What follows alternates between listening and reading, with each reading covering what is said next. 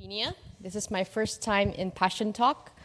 So for today, I'm going to be talking about the secret to be courageously kind. Okay. Okay. So last December 2016, I started a project called 31 Days of Kindness. The idea of the project is to use my social media, my Facebook and my Instagram, to post kindness ideas. The intent of the project is to inspire people, inspire and encourage people, including myself, to do kindness each day. Okay? The ideas can range from writing a post-it, giving a gift to the mailman, saying thank you to the janitor. Each ideas are meant to be small and doable within a day. Okay? And I did this for 31 days. Okay?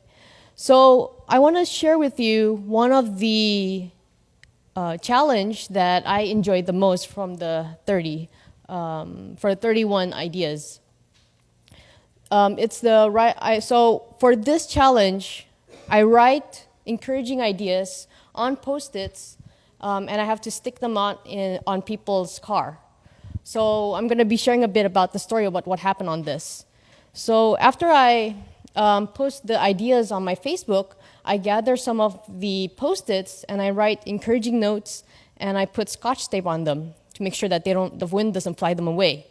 And then the next day, I got my Post-it. I wrote like 15 of them. And before I went to the office, I went outside of my neighborhood and I was walking by towards the cars.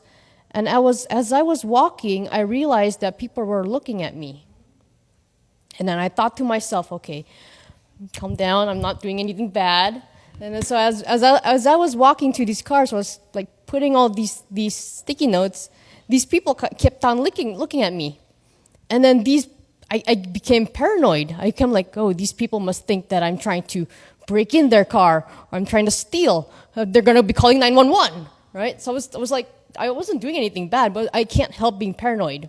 So I did all fast as I can. I tried to put on the Post-its, and I slowly came back to my house. And then once in my house, these haunting thoughts, the paranoid didn't run away. At one point, I remember that I thought to myself, someone's going to be knocking on my door and asking me, like, what were you doing on my car? And then so I wasn't feeling peaceful at that time. So what I did, I decided, I went out again, I went to the cars, I took out the Post-its again, I ran back to the house, and there I was with my 15 kind of Post-its, trying to figure out how I can share these encouraging messages without being creepy. Okay. And then so it was, and then so I decided that I went out again, and I took a stroll around the neighborhood. And then I'm like, oh, okay, then I'll probably Post-its on people's front door. And then that's what I did. So I put one Post-it at a time, people's front door, and then go from each door to each door. And then the haunting thoughts came back in again. Like, I thought to myself, there must be a security camera around here. There must be someone in the balcony trying to like stare me and trying to see, what are you doing? They'll be calling 911. And then I thought to myself, that's ridiculous. I'm not doing any crime. I'm not trying to steal an Amazon package or whatnot.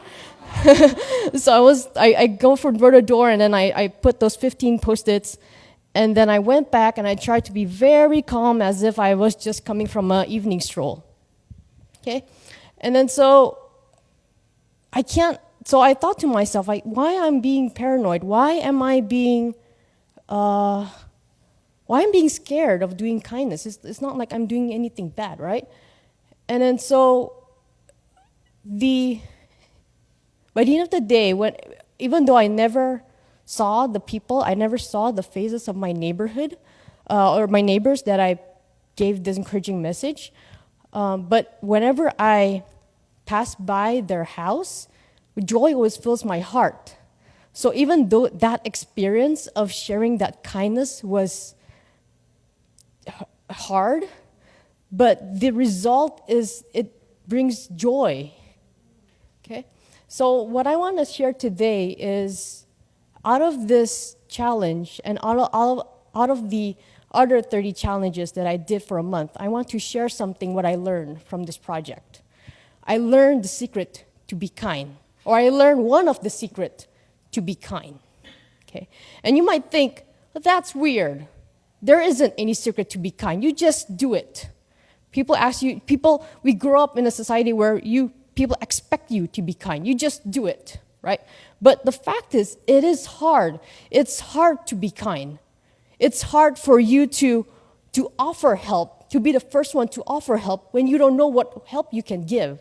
It's hard for you to approach a homeless when you're scared of them.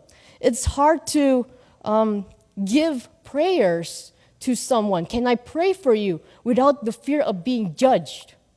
It's hard to be kind. And I want to share to you what the secret that I learned from this project. So let me share to you. So this is one of the post-it that I shared. So I put it on, I took a quick snip, and I ran away. Okay. So we live in a world where selfishness, we live in a fallen world where selfishness is the theme. Okay, people are in for themselves. And we know as Christian, even though we need to love one another, even though we need to be kind to one another, it's so hard because we're fallen people. And we live in a society where it's okay to be like that. Okay? So we have to break this cycle. We have to try to be unselfish and be caring towards one another. Now, the missing part here, what I've learned, is that we fear because we lack courage. We need courage. The courage is the missing key here. Courage to think differently in a society where selfishness is a theme. The courage to act differently, to get out of our comfort zone and to meet people where they are, to meet people, to love them where they are. Right? So this is where I think the courage is one of the big missing key here. So if we start to have the courage to love and to think and to act differently, it'll break the cycle, and then you get the nice, warm, fuzzy feeling, and people can also get that nice, warm, fuzzy feeling of joy and happiness. Okay, so the next here, let me actually go back a bit. Okay, sorry.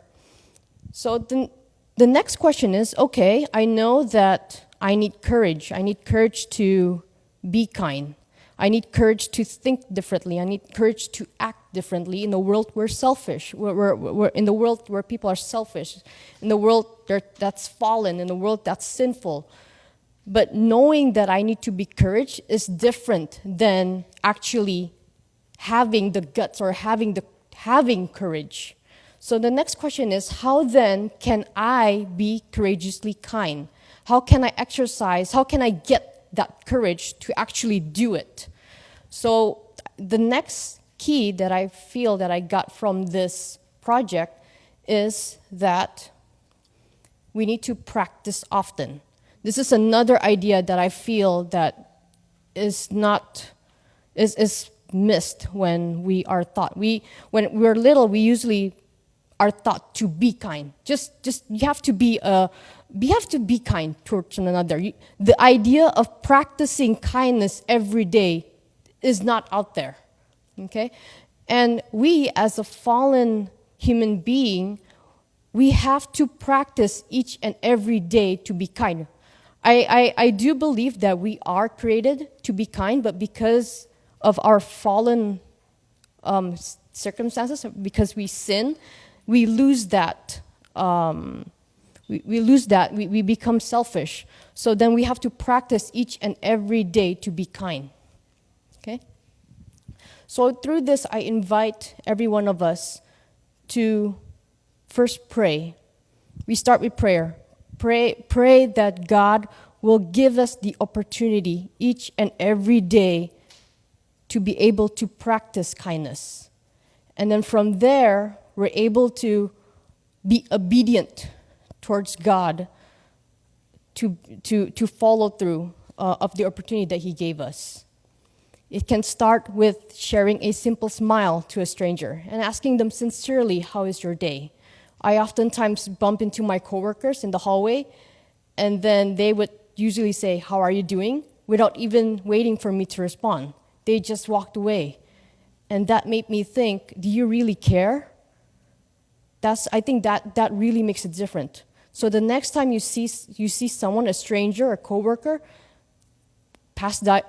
you pass by them, stop and smile and sincerely take the time to ask, "How are you doing?" It's that small, and it will take you probably 2 minutes of your time, maybe 3 minutes, but it really makes a difference. To big things like sponsoring a child in need, volunteering, whether it's big or whether it's small, kindness matters. It really does. Thank you. Do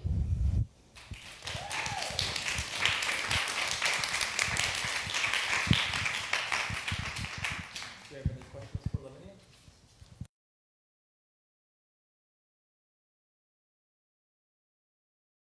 We Mass Media, media empowering community.